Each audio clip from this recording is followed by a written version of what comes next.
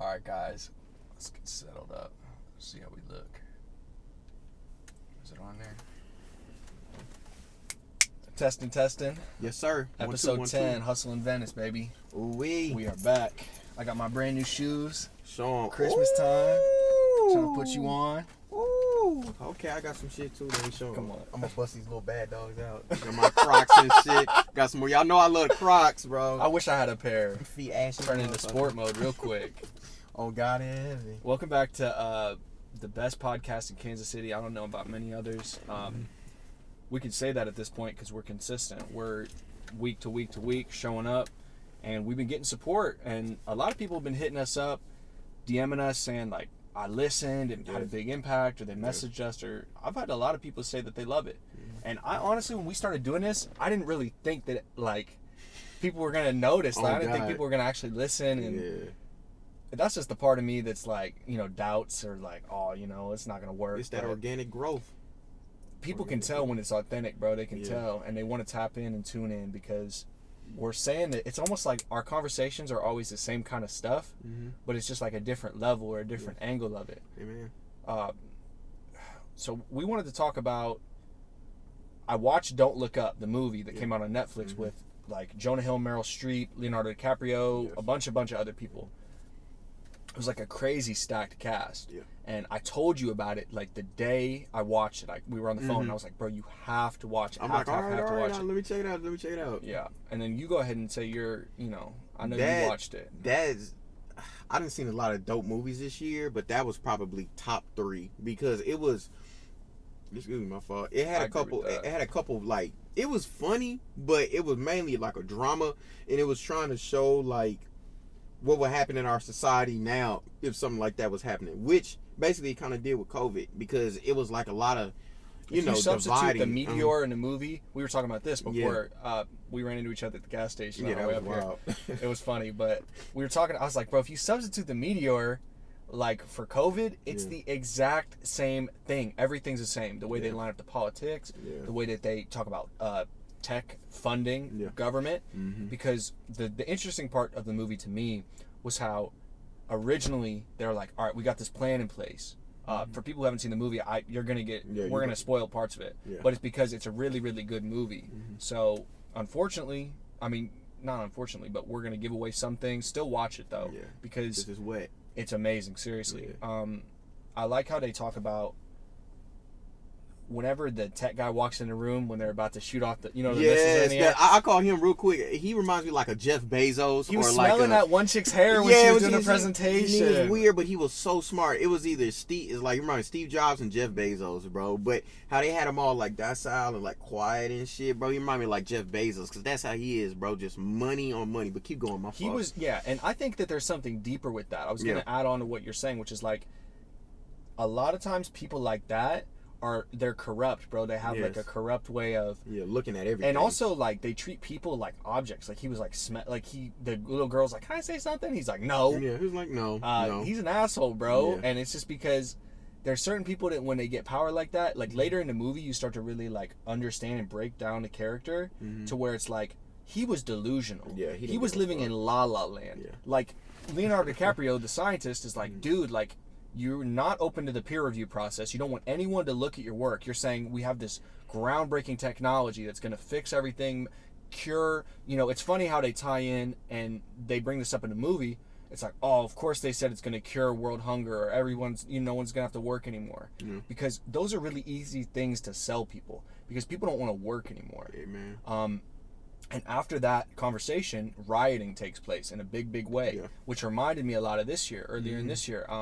People thought rioting was like COVID. It didn't have anything to do with COVID. People were angry at the government, like crazy angry. And the only reason they're not now is because of the stimulus money. Because once that stimulus money touched, you attach emotion to money. It's like energy follows, it always follows the receiver of it. So the government giving us money, I took the money, don't get it twisted, but I don't take anything from the government. I don't take anything. Like I don't want. My grandma was telling me, oh, he's fucking exhausted. I could tell. Yeah, he's tired, bro. I was gonna ask him, but he's like, oh, I'm going to bed. Yeah. My mom. I was on the phone with my grandma. My bad, guys. I got sidetracked, and she she was like, well, why don't you just collect unemployment? And I was like, I don't want to collect unemployment. I don't fuck with the government. Yeah. Like, I don't want them to give me money because I don't want to. You don't want to owe people, like especially people like that. Yeah. I'm just the kind of person that I don't even have a credit card. Like, I don't want to owe anybody anything. I guess I say all that to say that the most interesting part of the movie to me was how they talked about the phones. So the phones tie into this. Yes. In a big way. I want to let you say something, Benjamin, because No, I'm talking like crazy. But so the phones, they break down the phones. There's a presentation where they describe the phones, and they're talking about how it can monitor your heart rate, it can monitor your emotions, your level of a lot of stuff, like levels internally, physically, and in the presentation they're like, if you're sad, we're going to get you help, and they say that we're going to make sure those bad feelings never come back again. And it made me think about the way things are right now, and the way that people treat mental illness like it's like gaslighting. I was talking to somebody about this one time because I've been through all kinds of groups and situations in my life where I've learned a lot about like the way we really work and the way we really think, and we're really simple. Like, you just need to get a herd. If you can get a herd of people to move in a certain direction, you're never going to question it. Exactly. You're never going to question, why am I going this way? What am I doing? Why am I doing this? Exactly, bro. And the phones tie into this because Leonardo DiCaprio in the movie is like, he's like, dude, like, I'm trying to tell you the science isn't right. And he says, well, our AI broke down this and this and this. This is how you're going to die. This is the kind of personality type you are. My algorithm showed me this, that, and like, Newton was basically saying how the dude was, but it was like, bro. It wasn't accurate, though. Yeah, it wasn't. He didn't die alone. Yeah. His personality type changed. Yeah. Because it changed because, how do I even describe this? It's almost like everybody kind of like showed him like, oh, dude, you're way more cool. You're way more than you thought you were. Yeah. And to me, I kind of resonated with that, where I was like, man, like, it was interesting to see the glow up, like to see the progression and how he as soon as he starts fucking with the girl in the news shit and he starts blah blah blah, like, it changes. We're probably gonna talk about. I don't even want to talk just about this, but keep going. It's funny how he corrupted himself in one way, and then every other domino fell right after. Yeah. He said, all right, I'm going to start cheating on my wife with the hot weather girl. And then right after that, he lost his morals. They didn't care. And because he sacrificed them whenever he made those decisions. Yeah. And he kept going back on the shows. He kept saying, oh, everything's going to be fine. We're working this out. The White House is like, we're going to make you on the staff. We're going to do this. And you don't want to, trust me, bro. It's just interesting to think about how deep these things go. Like how deeply rooted when they talk about big donor campaigns. Like if you're a super donor in a campaign, you're able to have a decision-making process. Like if he called off the whole mission, and that really does happen a lot. I've seen it. It's about not profiteering. What's it called? Profiteering. It's all about profiteering with these companies because they're private companies. The government can just say, hey, you're not liable, like the vaccine or these other things. We don't even want to talk about that because we're going to get demonetized. The point is, they do this with technology too. They're not accountable. There's no reliability. There can't be. That's the truth, bro. I think when I watched that movie, bro, I saw so many things that was dope about it, bro. But the main thing that I took from it is our morals as like a country, bro. It's gone, bro. Like, motherfuckers really don't care. At the end, to get on a spaceship with just him and she forgot about her son, and it was just like, I was watching it and I was like, bro, I'd rather be like Leonardo DiCaprio dying, eating a meal with my family than, being on a spaceship trying to live. There's no point of living life. And then that's why when they came back to Earth, was like 2,000 years later or whatever the fuck, they ended up dying still. Because it was like, bro, there's no point. Life is, like they say, life is what you make it, but life is simple, bro. Like, they actually traveled to another planet, just to clarify. Oh, okay, they didn't go back to Earth. You're close, my fault. Close, though. But that's what I'm saying. It's like, bro, there's no point, because at the end of the day, it's like, it's your family, and that's really it. That's all you come in the world with your family. You're gonna leave with your family. You know what I'm saying, bro? And they fucked that up, bro. Like she left her son Jonah Hill there, bro, and I was just dying laughing at it. I was thinking to myself, I was like, why are you surprised? Mm-hmm. Like he was sitting there like in shock about it. He's like, she's coming back. I'm like, dude, she's not fucking coming back. Well, he was coked out half the movie too. That's yeah, whenever he took the Molly, whenever he's like, I timed this shit perfect. Yeah, bro. I was laughing my ass off. And they had Ariana Grande in there, bro. She's always like the bitch in the movie, isn't Ariana she? Grande? Yeah, they always make her like she's always like, she's like, you old fuck. I was like, oh my gosh. Like, I've never like watched them like another movie with her in it. They have her play roles like that a lot. But that's what I'm saying. She seems like she's nice in real life. She does seem like she's nice, but I don't know. There's a lot. You can never tell, bro. There's some that I think that, you know, there's a couple of celebrities I'm like, bro, you know they're pricks. Yeah. Like you know they're pricks, bro. Yeah. It is like I couldn't be around it. But yeah, bro, that movie was dope. It hit on a lot of things. But that COVID thing was one of them. The riot part was crazy too. And like you said, with the riots, we had, what was the White House was this year, right? January something. January 6th or some shit. It was this year. Yeah, and then last year we had the riots because it was George Floyd. Bro, I'm telling you, last year our country was in some shit, bro. Mm-hmm. From COVID to that, to the White House shit. Like, oh my goodness, bro. I was looking, especially last year in 2020, like, bro, what is about to happen from this? The United States debased the currency this year, too. A lot of people don't understand that. And it's not like you can go look this up. They're gonna deny it. But when you print, they printed like $7 to $10 trillion. I'm pretty sure is a rough number, and that is an equivalent of 40% of all the dollars that have ever existed. So, and that's bare minimum. That's without taking into account all the shit that goes on under the table. Because when you donate money, or you have a trust fund, or all these other situations, none of that goes on the books because it's not taxed. So people don't understand that most of the money, that's why NFTs are popular. People launder money through art, through all these avenues, property, because everything's a write-off. So people get upset at rich people because they're not paying taxes, and that's part of the movie is they're talking about these rich people getting richer, and that's the other side of the argument. And the realization for a lot of people that they need to have is that if you're mad at a rich person, there you go. That's a fucking disease. Yeah, you're poisonous. Yeah. You have a toxic part of you that you're unwilling to let go of. There you go. Because you're jealous. Yeah. Because you didn't put the work in. Remember Elon Musk and Jeff Bezos shit came out when they realized they weren't paying taxes, and a lot of people got mad, and I was like, and then why the fuck are y'all mad? Yeah, he came out later. He's like, I'm paying like $7 billion in taxes or some crazy number. He's like, I'm really paying like more taxes than you can imagine. Yeah, I'm paying more taxes than 30 people in your lifetime, bro. He's paying for a whole state to stay, multiple states to stay operating, and he's probably donating a fair bit of his money because then he doesn't have to pay taxes on the income.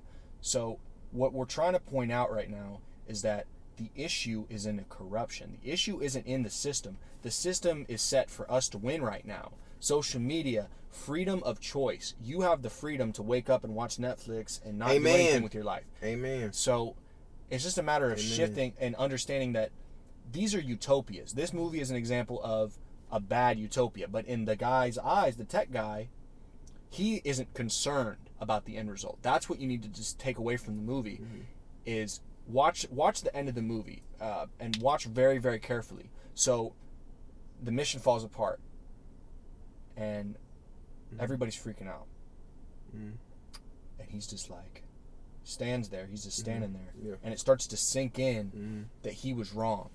So he's like, all right, well, let's go. And he says, I'm gonna no. He goes, I'm gonna go to the bathroom. And then Meryl Streep, he's like, the president's like, all right, I'm going to the bathroom too.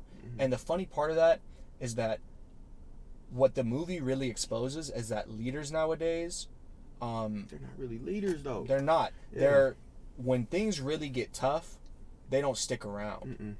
They go out the back door. And I've seen it 1,000 times. And he was talking about Leonardo DiCaprio like that. Remember, he was saying you're weak in it. You go to pleasure instead of like, hard work and shit like that. But it's like, bro, look at you. You don't even give a fuck about anybody. At least he has he knew in the back of his head, he's like, I got an escape plan. I have a backup plan. This doesn't need to work. And real success is when you don't have that backup plan. When you don't know. Because then you're going to go extra hard. If he would have done that, it wouldn't have been a failed mission. And that's the funny part, is that he purposely went out of his way to destroy all the other options. And it's like man has this feeling of like pride. Like I understand the aspect of like wanting to be top dog, like king of the hill, but you start to learn as you grow as a man that Greece wasn't built in a day, but it also wasn't built by one man. Yeah. Like, it's a collective. It was like the whole community was like, let's build something bigger than just us. Yeah. And it's interesting to see, like, I was driving around really nice neighborhoods today, and recently whenever I was doing a delivery job, and I'm thinking to myself, I'm like, there's these little pockets in the city where I'm like everybody came together and was like, we're gonna have really nice security, everyone's gonna have really good grass and trees, and we're all gonna do decorations, and the whole world could be like that. But the issue is that it's a poor mentality, and I don't mean in terms of financially. I'm talking about in the way that you look at relationships. Most people look at what they can get out of something instead of what they can give. Well, like I say too, bro, a lot of it is, a lot of people are born behind the 8-ball in ways, and I'm saying that mean? Poor parenting. I think that's a lot of it. That's where it comes for a lot of people. That's why, like you said, the mentality that people have, like you said, getting mad at rich folks because they're not paying taxes. It's a mindset that you have, but you got that mindset from somebody. Like the mindset that you had to learn to get out of a lot of negative things, but you still unprogrammed, yeah. You were still yourself. You know what I'm saying? Because it helped for having your family and things like that. A lot of people don't have that, and shit, bro, you already know a lot of people don't even have their parents growing up. So it's like they're trying to search and find out who they are, and they pick up a lot of these bad habits because they're trying just to, survive. In a way, not even talking about like, black neighborhoods or nothing like. I'm just talking about culture as a whole. And I think that's why like that movie really resonated, because a lot of those people were just lost. Like when they saw that big ass what it was. Whenever they were at the rally, yeah, and the guy goes, and you lied to us. The lady's going, don't look up, look up, and then they look up and they're like, you lied to us. It's like, bro, who lied to you? Like when I saw that, I'm like, bro, no, you did that to yourself. And that's why, like, when the riots and everything in real life was happening, for George Floyd, I understood it. You know what I'm saying? I'm gonna make sure I say it, good too, because I'm not trying to confuse anybody or get any people mad or anything. But it's like this, like I understood the marching for George Floyd. There's a lot of people in there that was doing some bullshit ass shit, bro. Like burning down buildings, doing all that. They were just there just to fuck up shit. You know what I'm saying? And that's not going to get anything done but fuck up your community. You know what I'm saying? I feel if you were just there trying to march peacefully and do all that, instead of just trying to get all this anger out that doesn't have anything to do with the murder of that person, of George Floyd. Yeah. You know what I'm saying? Because a lot of people were just marching and they were just mad. Yeah. And that's what I was saying. And then, bro, it was more shit I was seeing too. People were going out there marching. They were just there just to get a couple flicks in for Instagram, acting like they were doing something. I'm like, how? Or people were just cooped up. Yeah, to get out. How empty are you as a person to claim that you're frontlining for George Floyd's murder, but you just really just doing it just to be seen? It's like that. I'd be pissed if I like somebody that I loved, somebody in my family, or even you or somebody died like that on camera. And then now you got people marching, but they're not really giving a fuck about you dying. They're just marching because they want to be seen. They want to act like it. I was seeing so many people, the cops did this, cops did that. No, bro, you're just doing bullshit knowing that the cops are going to have. Like I say, bro, there's a lot of crooked cops out here. There's a lot of fucked up shit out here with our government and all like that. But it all starts with you, bro, and it's all your mindset. If you're going to do some bullshit things and and it's going to be repercussions, don't get mad when those repercussions happen. You know what I'm saying? So don't be out here frontlining, thinking that you're doing something for George Floyd or anybody, and you're looting and doing all this, bro, and just burning buildings down and just robbing and shit, thinking nothing is going to happen. Now, if you're really mad about it, then okay, I can't say shit, but a lot of y'all wasn't, bro. A lot of y'all was just out there in the way. Just grandstand. I don't like that shit, bro. Well, keep going, bro. My fault. No. Don't apologize. Yeah, I was talking. You know what I think about? I think about this thing I read in a book. Or actually, it might have been it doesn't matter. It was talking about karmic debts. And it was saying that you always pay back your karmic debts. Yeah. And it made me think about this. The intention behind what you did matters way more than what you did. Yeah.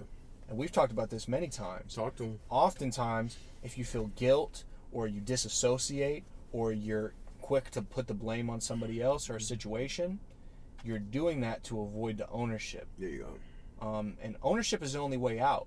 Like, that's just a life rule. Like, everybody's told me that. Like, dude, you have to own things. Yeah. You have to have ownership in something bigger than just you. Yeah. A lot of people, it's funny, like, especially when you call people out on their bullshit when we're not taking responsibility.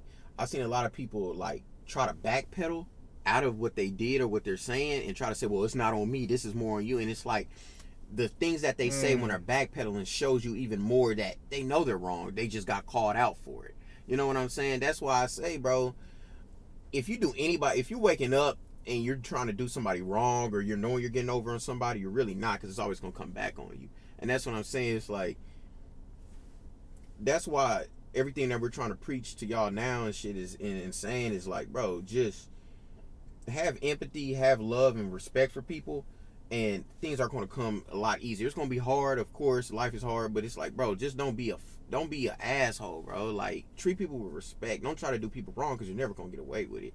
That's just how I feel, bro. And that it's simple. Well, yeah, I don't know. I think that for me, the to take it back to the movie, just to kind of like wrap up what I'm thinking about that in specific. Yeah. The ending for me, I'm really glad you said that. The ending for me was like the best part of the movie, because it showed me what the real priority was, what the real priorities are, which is at the end of it all, and my mom and dad have said this to me multiple times, all you have is your family. That's all you're gonna have. You're not gonna have the things you have, the people you know, none of it's gonna matter. So that's why legacy is such a big thing and such a big conversation for people like us, is because we're in a position where that movie it's not sci-fi. It's quoted as sci-fi. It's currently going on in every single way except for literally just a meteor falling towards Earth. That's the only difference. It's easy to disassociate. It's easy to bridge the gap and say, oh, this is why that happened, or you know what I mean? Like, to connect the dots, when really what you should do is take an honest audit at what's this person's intention, what's this group's intention. And me, I'm not a fan of corruption. I'm not a fan of people lying to my face either. That's two really big things for me. It's straight up lying. If you lie to my face, can't trust you. It's disrespect, because you're basically assuming that I'm not intelligent enough to understand you're lying to me. You think you're slick. You think that you're going to get away with what you're doing. But the beauty of people like us is we're always a few steps ahead. I'm always going to be able to know where you're really coming from. Somebody bullshitting. Bullshit. But I don't know. I think about, I'm not even trying to be long-winded. I just think about like I want kids, like I want a business, I want like peace. And I feel like the only way we can get there is through like cultural renaissance. Like, the way that the older people did it was wrong. It was fucking wrong. It doesn't matter what they say, because here's the thing. They raised a generation of people who were insecure, who are they're not producing babies, they're not working. 5 to 7 million people quit their job last month. Nobody our age wants to fucking work because the government's your new parent. No. Hey, what I'm trying to say is that they're preying on the weakness, because this generation's weak. This generation, the old school generation, was just like, I'm gonna grit it out, which I respect the fuck out of that. But the issue in that is that when you grit it out, you forget to learn the business side of things, because you're so focused on working that you forget that the businessman is the one making all the money, because he's the one he's turning an idea into capital. He's not turning sweat, blood, and tears into capital. No, I feel you on that. I know that's kind of long-winded. No, bro, that's not long-winded. I'm just saying this, with the older generation and shit, like I said, I'm going to just say this. When we have kids in that generation, they're going to look at us and say, bro, they did a lot of things fucked up that wasn't right. And that's going to be true, because it's never going to be like perfect parenting or just how you raised and shit. But I say the older generation, they did like the best that they could in a way. I'm not trying to the old generation. No, I know what you're saying though. How our people came out, our age bracket. I understand completely what you're saying with the weak and all like that. But I'm just saying, like, too, at the same time, it was just how the world is going, bro. It was just how it was. I mean, think about it, bro. If we didn't have that generation, bro, we wouldn't even won those 2 world wars we had, bro. Like, or have any of these buildings. Yeah, bro. Like those were, like you said, they gritted it out, and so I don't really, expect them to know these things, because it was already hard enough to live back in '76. You know what I'm saying? Where To even call somebody, you had to get a page from them, then find a payphone, pay for it, then call. Like, I'm just saying the simple shit we take for granted, they have to work for it. But on the flip side of that too, right. It's like at the same time, if they can't give you the bare minimum, like if you didn't get raised right, like not even get the bare minimum of love and just the simple shit, then yeah, bro, that's just what the fuck are y'all doing? And what it is, I feel a lot of it is we're in our society, especially in America, we're still going off of old habits that they used to have back in the day, like in the 80s and 70s, like old ways of thinking, and it's just coming to like a crash course now because you got the older generation thinking that they just really don't know, and then you got the younger generation. They don't want to know. The younger generation really don't know, but they know. You know what I'm saying? It's like we're knowing what's coming. They already know they're on their last leg. They're about to leave a lot of these higher positions and things like that. What I'm scared of is this, and I'm not even capping, and I'm glad we're on here talking about it. What I'm scared is a lot of the younger generations, like our age, when they get into these positions of power, they're not going to have the morals or the principles that they, like the older generations had. I feel they're going to let a lot of things just slide.